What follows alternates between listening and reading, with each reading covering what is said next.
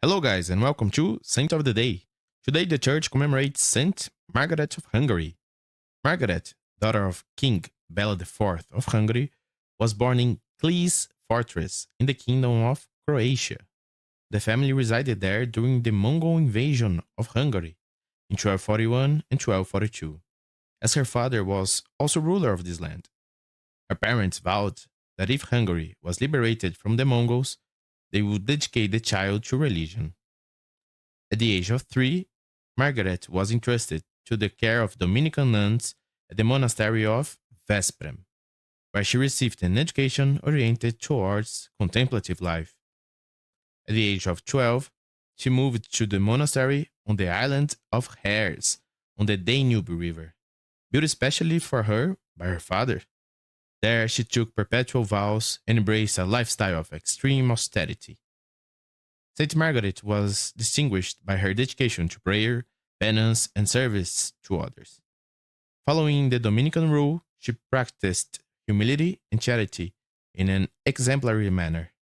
She refused marriage proposals from nobles, including Ottokar II of Bohemia, who, after hearing of her beauty, had come in seeking her hand. He even obtained a dispensation from the Pope and approached Margaret with the permission, but she chose to remain faithful to her religious vows. Her reply to the King of Bohemia was, "I esteem infinitely more the King of Heaven and the inconceivable happiness of possessing Jesus Christ than the crown offered me by the King of Bohemia."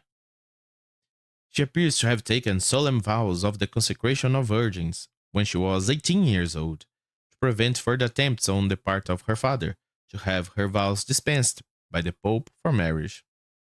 Margaret subjected herself to harsh penance from early childhood, wearing an iron girdle, hair shirts, and shoes spiked with nails, and performed the most menial work in the convent, and also fasting frequently.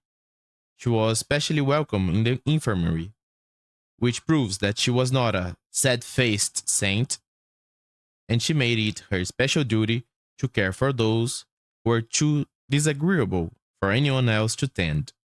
Despite her young age, she demonstrated profound spiritual maturity, often interceding for peace among the Hungarian nobles and encouraging the faithful to reconcile with God.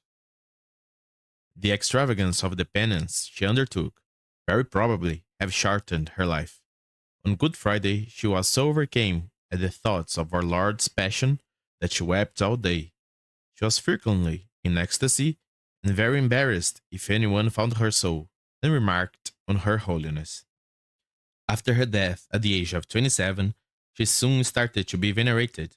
Stories of miracles attributed to her intercession began to spread. Steps were taken to procure her canonization shortly after her death, at the request of her brother, King Stephen V.